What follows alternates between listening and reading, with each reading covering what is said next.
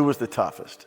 You know, believe it or not, for me, it was Reggie Miller. Yeah. Reggie Miller, 6'7". Is he quick really release. 6'7"? Wow. Yeah, he's stronger than what he looked like, and he never stopped moving. And he had Dale Davis, Antonio Davis, and Rick Schmitz, who got paid about $20 million apiece to set screens. Those three guys are coming to knock your head off. And luckily, he knew my sister because of Cheryl Miller at USC, so he would take it easy on me. For me, the toughest matchup was Reggie Miller because you couldn't rest.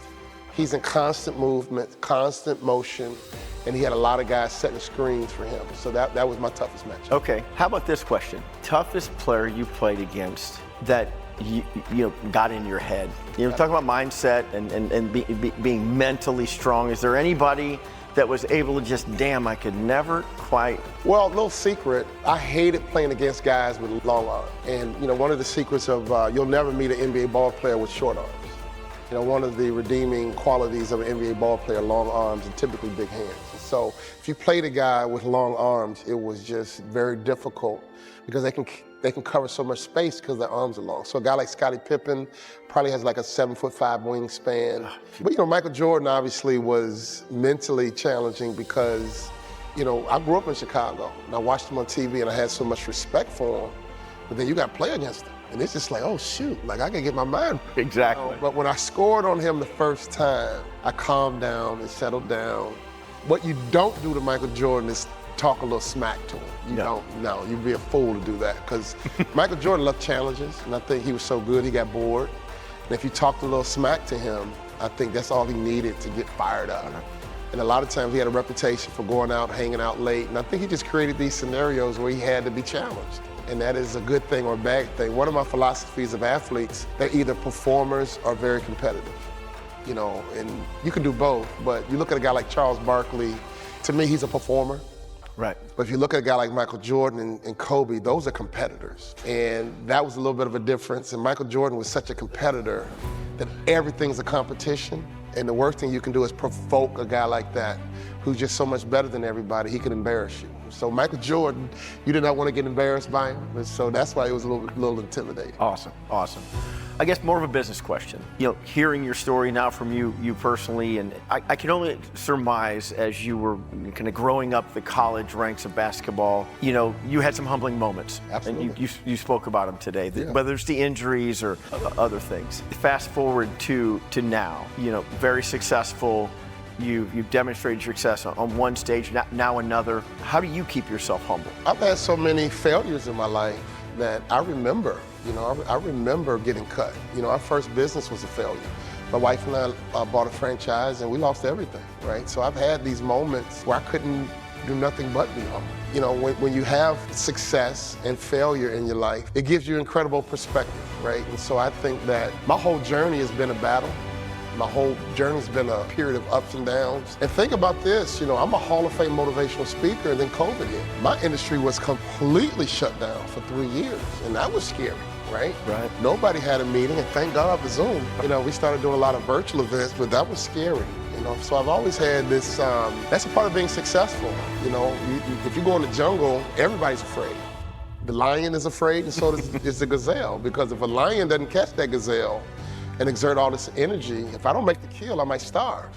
And the gazelle is afraid because if this lion gets me, I'm done. So the whole jungle operates in fear. And I think great people have a fear of failure. And I had a buddy of mine named Mike Davis, you guys might remember him. He took over for Bobby Knight at Indiana. Okay. He was one of my assistant coaches, and I talked to him maybe 3 months ago. He said, man, you scared me. I was like, what do you mean? He said, man, you wanted the NBA so bad, you scared me. And I was like, what do you mean by that?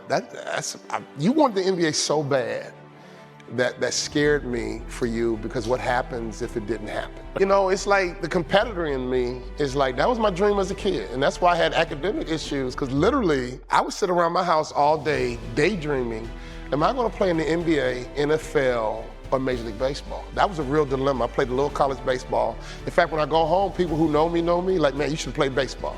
My high school football coach, man, you should play football. And I was that good of an athlete. But I was consumed just with sports. And my dad's kind of snapped me out of it. And it wasn't because I wasn't intelligent. I just wasn't focused on school because it takes so much focus to become a pro athlete that sometimes it's almost like To manage both is hard. And a lot of guys can, but I struggle with it for a little bit. Got it. The next question's coming from the crowd, so get ready out there, everyone. What are some of the things that you would recommend folks doing or saying to people who you think have the potential? Maybe they're that C student, or they're hovering in there. They're struggling with the mindset piece. They're not where they need to be, but how do you get that going? You know, the metaphor I want to use, and sometimes I use this in keynotes, is that if you think about a toddler, they are obsessed with getting picked up. They'll go to mom, dad, pick me up, pick me up. Before they can talk, they'll just mimic and raise their hands. And you know your job is to pick them up, but in order to pick them up, you have to connect to them by kind of stooping down to their level. And for me, that's a metaphor, right? If you want to raise somebody up, you got to meet them where they are. And so a lot of leaders struggle with that because of the mindset that they have. But if you're going to pick up a toddler, you can't have them jump up. And so when I had my kids, I had to literally kneel down, pick them up at their level, and then lift them up. But the metaphor to me is that when you pick up a child, you change their perspective, and all of a sudden they can see the world the way you see it. And to me, that's the metaphor for leadership. So any C student you have, meet them where they are, make the connection, and then gently lift them up until they see the world the way you see it. And so to me, the whole essence of leadership is changing people's perspective until they see the world the way you want them to see it. Yep. No, so important too. I was just thinking as you were speaking, of course, you have to make the time to make that connection first. In the world that we live in, it moves so quickly. Speed is important in all of our industry. It's just taking that time, making that time to make that connection. Who's the NBA GOAT and why is it Greg Ostertag? And a lot of my peers would be mad at me. You know, the consensus is Michael Jordan, but you know, if you went to a computer and created a basketball player on a computer, it would be LeBron James. I mean, he has an incredible physique. He's 6'8", 200 and probably 60, 65 pounds.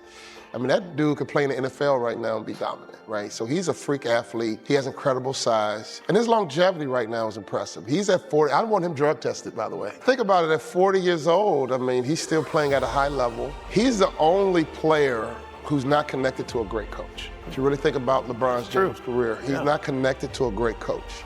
I don't know why that is. I think it's a little bit of his own doing. I think he's a little dramatic, if that's the appropriate word. But for the era, I think that Michael Jordan was the greatest of his era. I think LeBron is the greatest of his era. And if he keeps playing at this level, LeBron said he's gonna play another 4 to 6 years. If he plays to 46 at this level, he'll be, in my opinion, hands down the best ever because of his numbers, his longevity, and the fact that he's never been connected to a great coach. I think a little bit gives a little bit of an edge to him of being the greatest ever. Now, Michael Jordan, come on, he's Mike.